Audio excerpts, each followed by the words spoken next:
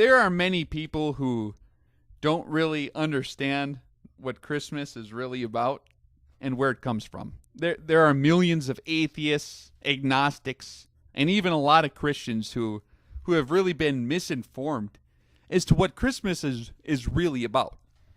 If you want to be able to share the true meaning of Christmas, it's vitally important to thoroughly understand its history. So what I want to do is I want to take us through a walk through the history of Christmas, its many traditions, which most of us have pretty much grown up to love.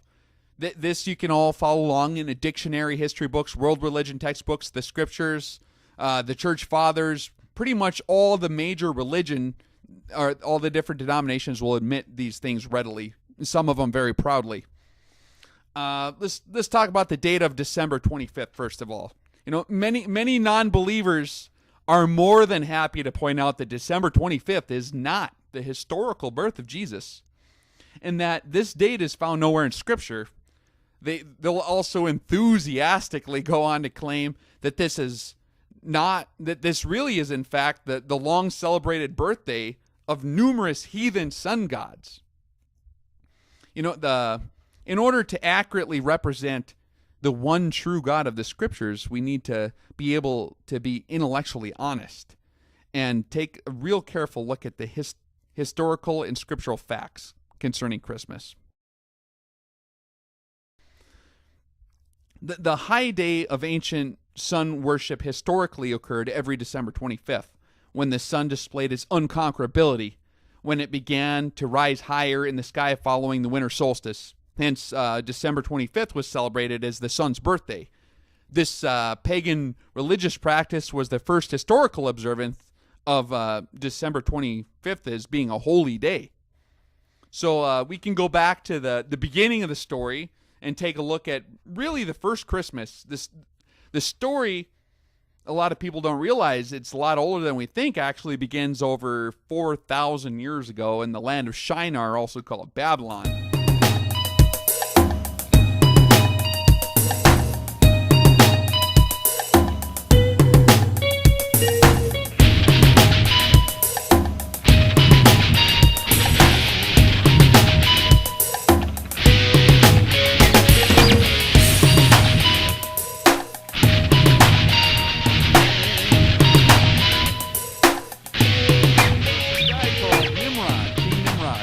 According to the book of Genesis, he was the great-grandson of Noah and was the king of Shinar, Babylon. He is depicted in the Bible as both being a man of power and a mighty hunter. He also appears in numerous legends and folktales outside the Bible as well. It was King Nimrod who led the first world revolt against God after the flood, when he established the Babylonian world tyranny and constructed the infamous Tower of Babel. Nimrod actually married his own mother, whose name was Semiramis. Nimrod's birthday was December 25th, the same day considered by pagans to be the birth of the sun. Nimrod was pretty much adored by his people as a god. Considered by many historians to have been the first sun god upon which all the other sun god legends were based upon, this Nimrod story. After God destroyed the Tower of Babel, Nimrod was, according to a lot of legends, was killed by Noah's son Shem. In his body was castrated, and his parts were spread all across the land of Shinar. After Nimrod's death, his widowed mother-wife, so-called Semiramis, she claimed that she had become impregnated by the rays of the sun. And later, that next December 25th, baby Tammuz was born. Baby Tammuz is in the scriptures a lot of places too. They're worshiping baby Tammuz, weeping for baby Tammuz, and God didn't like that too much. As you know, he was born again as the reincarnated sun god of Nimrod. Semiramis also claimed that a full-grown evergreen tree sprang overnight from a dead stump, which symbolized the re-erection of the new penis of Nimrod, or in other words, the springing forth of new life. On each anniversary of his birth, every December 25th, Nimrod would visit the evergreen tree and leave gifts upon it. That's where a lot of the Yule log comes from that they'd throw in the fire, and then the next day it would be re-erected as the full tree, and the serpent was wrapped around it. That's where that comes from, that story of Nimrod. In Egypt, after God confounded the languages at the Tower of Babel, the story of Nimrod, Semiramis, and baby Tammuz was spread across the earth in over 70 languages. In Egypt, Horus, the son of Isis, the Egyptian title for the Queen of Heaven, was born at this very same time of December 25th. In accordance with the story of Nimrod, ancient Egyptians used to bring trees into their homes for their winter solstice festivals, in which children placed gifts at the bottom, and Sirius, the dog star, really a representation of Anubis, was placed at the top of the tree. The Egyptians even dipped balls in gold and silver. They'd cut testicles off animals or sacrifices, and they'd hang them from their trees. It represented the testicles of their sun god Ra, like a fertility kind of deal. One of the early roots of the modern Christmas character Santa Claus was actually the god Molech, or Chemosh. Every December 25th on the ancient calendar, this is recorded in the Bible too, a public child mass or sacrifice was held. The head priest would stoke this iron image of the enthroned Molech with wood and burning pitch, and they turn it into this giant glowing red furnace. And then the people, they'd take and make a long list of the desires that they wanted, and they'd recite them to their god of prosperity, just before they put their infant children into the red-hot lap of the glowing red god. And he was wearing a Phrygian cap, too, just like Santa Claus, that Phrygian cap. That was one of the caps on the statues that they had there, too. A very interesting similarity. That's actually the roots of the Santa Claus character. It kind of sick. The priests would interpret revelations through the screaming of the burning babies. So they'd get these revelations from their god through the screams of these babies. Kind of sick. In Rome, there was the largest pagan religion which fostered sun worship in the Greek and Roman worlds at this time was the cult of Mithraism.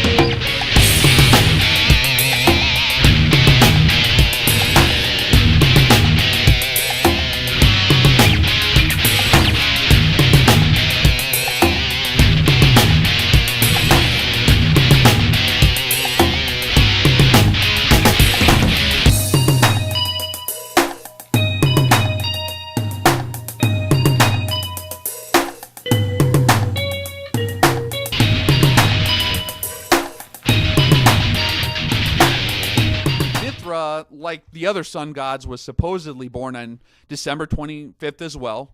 They called it the nativity of the sun. The Romans separated this winter holiday into several different parts. First, from the 17th to the 21st of December was Saturnalia, a riotous feast laden with drunkenness and violent orgies. Second, on the 22nd, they had the second feast, which was Sigillaria, or they called it the Feast of Dolls, when a fair was held, and dolls and other toys, mostly of earthenware, were given to children.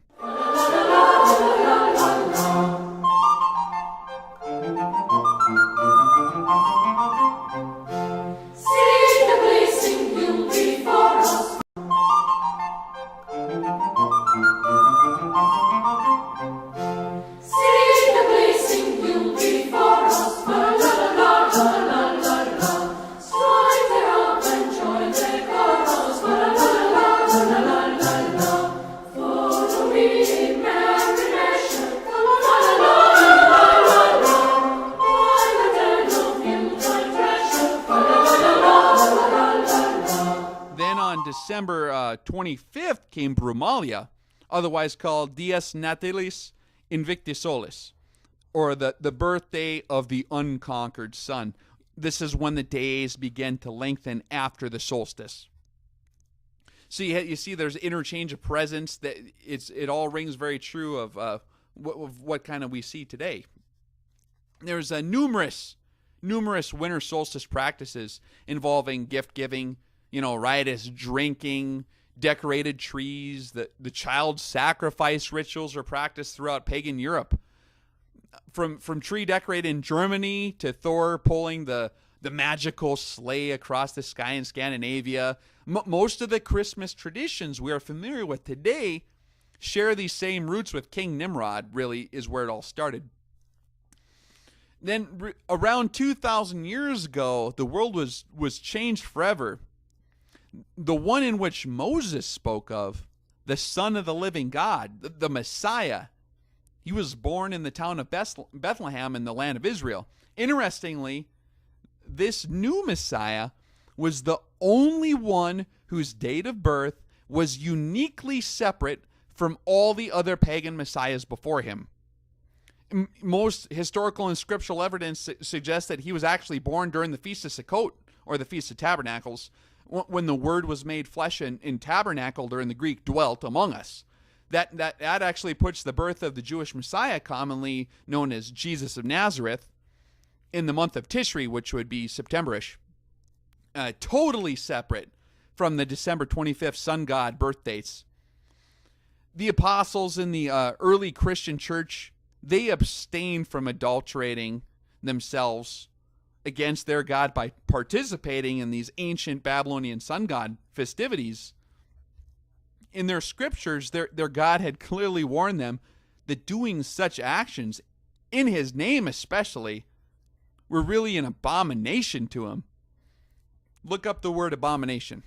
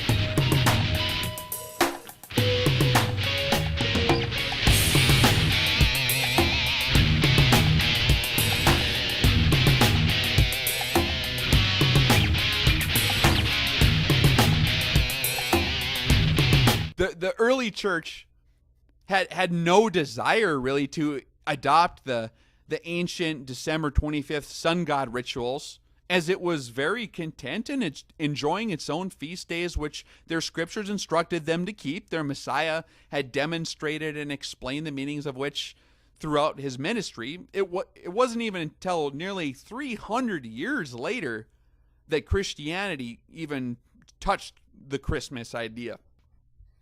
Oh, yep, Constantine, one of the most interesting historical figures. The Roman Emperor Constantine the Great, he converted to Christianity following his battle at Milvian Bridge in 312. The next year, Constantine issued the Edict of Milan, declaring the entire Roman Empire to be Christian. Despite his decrees, really, Constantine himself was a loyal follower of the new popular Roman soldiers cult from Persia, Mithraism. Mithraism is, it's like many of the other Babylonian sun worship religions. They regularly grow by absorbing and mixing in with the new popular religions as they come along. When the Mithraic priests in Rome were converted to Christians at the stroke of Constantine's pen, they naturally modified their Mithraic religion to adapt to the Rome's new Christian denomination. Many of the old Roman gods were just given like new Christian names, although a majority of the Mithraic religious practices and traditions actually remained completely intact. Constantine, although he's Christian in name, he was really a follower of Mithra until the day he died. You can find bronze coins inscribed "Sol Invictus Mithra." They're minted by Saint Constantine between the 313 and 326. After his supposed Christian conversion in 312, Saint Constantine later died in 337.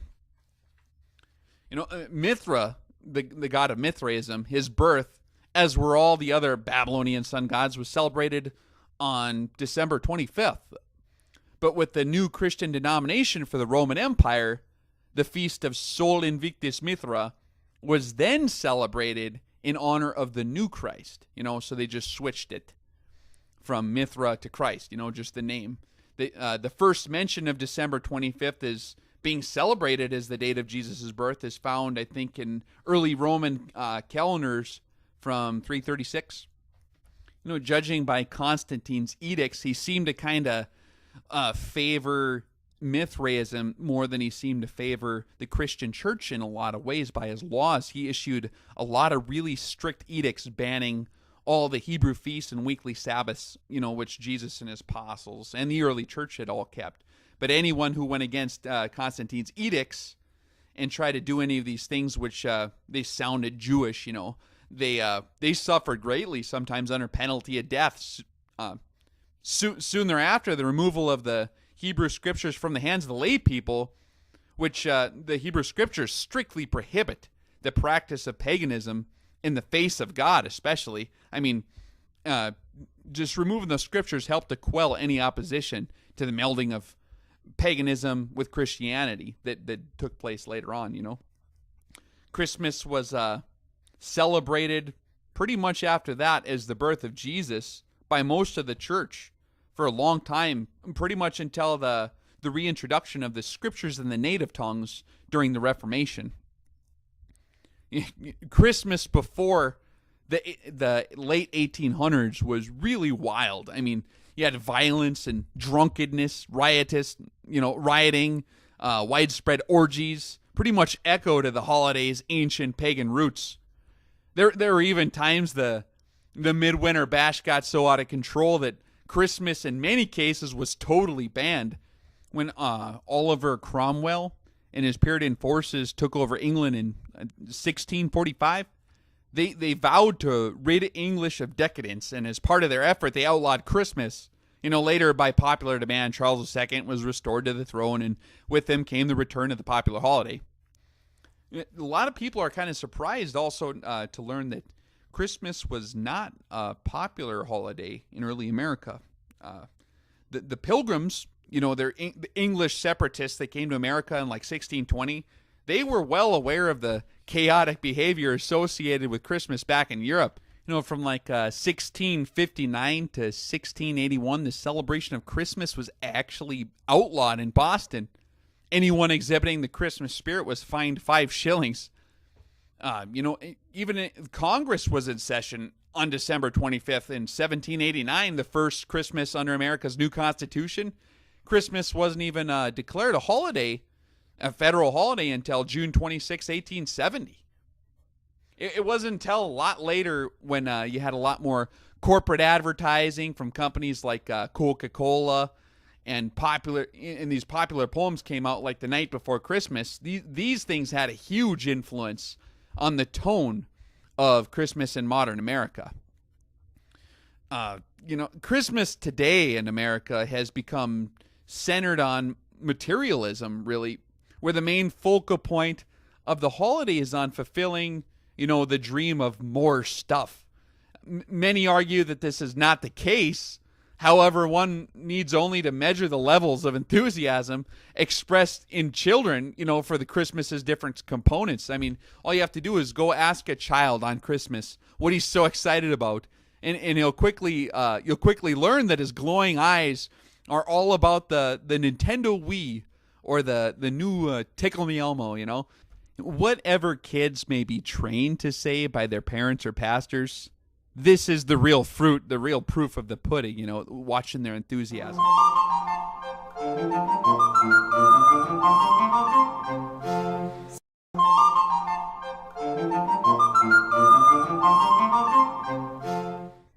I'm going to try to be as gentle as possible on this here. There's a lot of really, really good, loving Christian people who really sincerely do love the Lord. They've never heard of these things. They've never studied the historical origins of these traditions. I don't want to come down too hard on anybody, but now considering the unprecedented falling away from the church and atheism, it is vitally important that we check ourselves. We have to come to grips with the reality of this issue.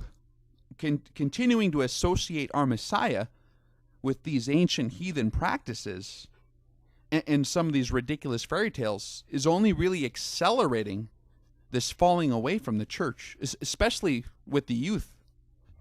This new generation is not investing its heart and soul in what it perceives to be an obsolete fiction that demands their attention. The Christian church today doesn't have the monopoly on our attention that it used to have maybe more than 50 years ago. The church today is competing with a entertainment-saturated type society where these old fairy tales are not going to really cut it anymore. They're going to have to come to grips with and embrace the reality of who Jesus really was, rather than insisting that the lies we inherited from our fathers are somehow true.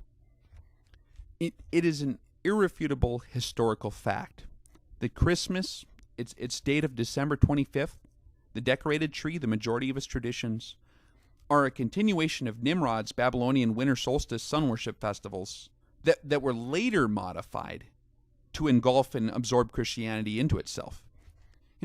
However well-meaning quoting the soundbite that Jesus is the reason for the season may be, that soundbite really has become atheist rocket fuel. And also, if you just consider the facts and the reality, it is that soundbite is also bearing a gross false witness against the true Son of God in lowering him to the same level as the sick, twisted heathen sun gods, which his people continuously battled with throughout the entire scriptures. I mean, any kid with the ability to read can quickly pick up an encyclopedia or a world religion textbook and quickly learn that the focal point of the entire Christian year has been stolen directly from ancient paganism. I mean, millions of young people who learn these historical facts, they quickly assimilate Jesus with all the other sun gods, thanks in part to the unwitting insistence of the various denominations that Jesus is the reason for the season. And children of this generation aren't settling with fairy tales anymore. They're discarding them. Due to our repeated stubbornness in our adulteration with this Babylonian paganism over the centuries, Jesus is now perceived by a majority of Christians to be a fairy tale. I mean, if you study the polls asking Christians, even pastors, what they really believe, you'll see what I'm talking about. Christianity has become a cultural feather in the hat, like a dash of color or a family heirloom. God to most Christians is no longer a reality, as proven by our disobedience to God's most fundamental requirement that we do not commit adultery against him with other gods. The bride of Christ needs to be faithful to her husband. Many people ask, why would we tie the birth of our Messiah to the birth of the ancient Babylonian anti-Messiah and then unwittingly follow in the shadows of his ancient child sacrifice rituals in the entire catastrophe? So we need to ask ourselves, what would Jesus do? Well, we should no longer leave it up to our wild imagination to decide for ourselves what Jesus would do. We need to consider the scriptures and see, what did Jesus do? We don't want to rationalize and conjure up excuses anymore. We want to walk in truth. So let's ask ourselves the question, what did Jesus do? Did Jesus ever celebrate Christmas himself? No, he was a Jew. He kept the feast instructed by his Father. If you read through the Gospels, you'll see how Jesus actually expounded on the feast. Many of his greatest sermons were done at his Father's feasts. The only thing Jesus celebrated in December was Hanukkah. When choosing how to live as Christians, we should follow his example. Jesus celebrated, taught, and lived his Father's feasts. So let's ask ourselves another one. Would Jesus ever celebrate Nimrod's birthday of December 25th by symbolically re-erecting the symbol of Nimrod's cut-off penis in the form of a fir tree? Obviously not. But the reality is most Christians today do. A lot of people have the reply, but that's not what Christmas means to me. It doesn't matter where these things come from, as long as we do it for the Lord. But unfortunately, that excuse has been tried before. Remember the golden calf below Mount Sinai? Exodus chapter 32? Aaron gathered up all the gold and the earrings and the rings and all the jewelry, and he fashioned together this golden calf, and then he made the specific proclamation and said, "Tomorrow is a feast to the Lord." How did God respond to this pagan holiday done in his name? He was furious. He wanted to wipe out the entire camp. But God ended up having mercy on the camp. And it only ended up costing the lives of 3,000 men. And don't forget that this generation didn't get to enter into the promised land. Jesus warned us that we err and that we do not know the scriptures. Let's consider another scriptural example of this.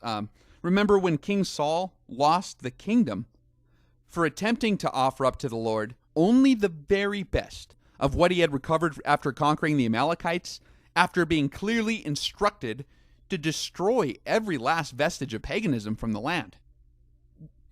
God doesn't appreciate these kinds of offerings. It has been written over and over and over and over again. How many times will it take for us to remember it? Some people, when you talk about these things, they'll have another excuse that you'll hear is, "But I have little children." Okay, now we have to sit and think this one through. So we would knowingly teach our children to celebrate the birthday of the Babylonian sun god by observing Nimrod's phallic evergreen re-erection ceremonies, and then put them through the watered-down shadow pictures of ancient child sacrifices, all in the name of our Lord? And that's not it. Then we're going to completely ignore all the feasts that God put into place, all the holidays that teach us about his love, because we don't want to look Jewish. Others even say, well, I don't want to cause a ruckus with my parents, Well, let's listen to what Jesus says. "Anyone who loves his son or daughter more than me is not worthy of me." Are we going to follow the world, or are we going to follow God? The scriptural metaphor for this is the broad and the narrow path.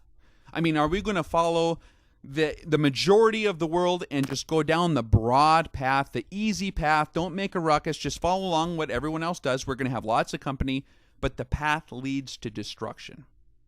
Or are we going to turn aside and follow the shepherd up the narrow path, not very many people coming with you, but you're following the shepherd, and that path leads to everlasting life.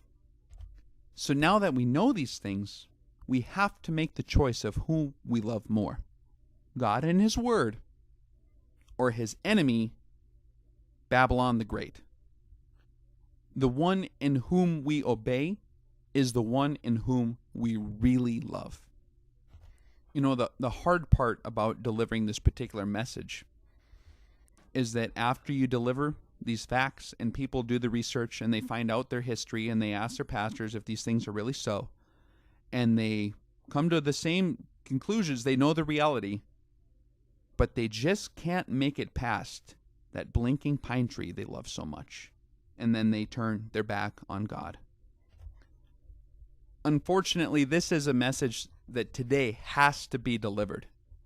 There's just too many young people falling away from the faith because they think that their Messiah is a sun god. When he is not a sun god, he is completely and beautifully unique from all the Babylonian anti-messiahs. We don't want to bear false witness against our God anymore. We don't want to commit adultery against our Father anymore. And I am confident that if people just find out who the Messiah really was, rather than cleaving to the lies handed down to us by our forefathers, they're going to find out that that God is much more beautiful. Messiah warned us that following him is not going to make us popular. A lot of people have the misconception that if you really love Jesus and you follow him, that life is just going to be a wonderful experience. But he actually warned us to the contrary. But he gives some encouragement as well. He said, "Stand up for me against world opinion, and I will stand up for you before my Father in heaven."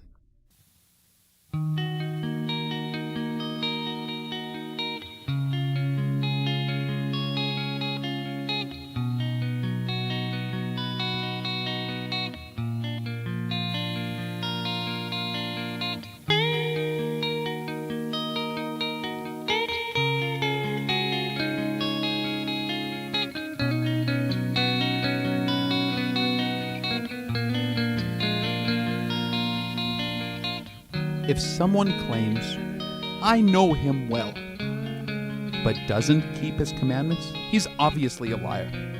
His life doesn't match his words. But the one who keeps God's word is the person in whom we see God's mature love. This is the only way to be sure we are in God. Anyone who claims to be intimate with God ought to live the same kind of life that Jesus lived.